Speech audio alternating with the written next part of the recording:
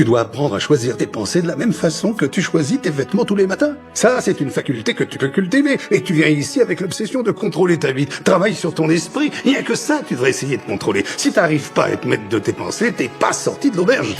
Ce que tu portes dans ton esprit finit toujours par se refléter dans ta vie. Beaucoup de gens pensent qu'ils subissent leurs pensées.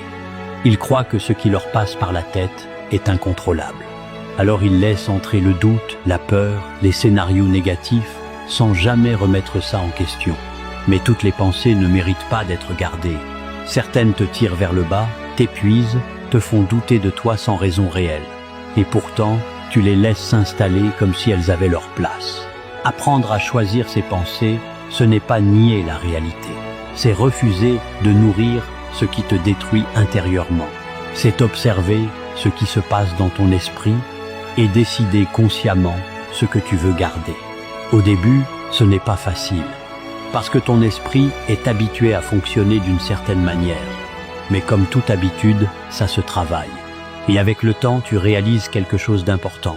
Tu ne contrôles pas toujours la première pensée, mais tu contrôles celle que tu décides de garder. Parce qu'au final, ta vie est influencée par ce que tu répètes dans ton esprit. Et le jour où tu reprends le contrôle de ça, tu changes bien plus que tes pensées. Tu changes ta manière de vivre.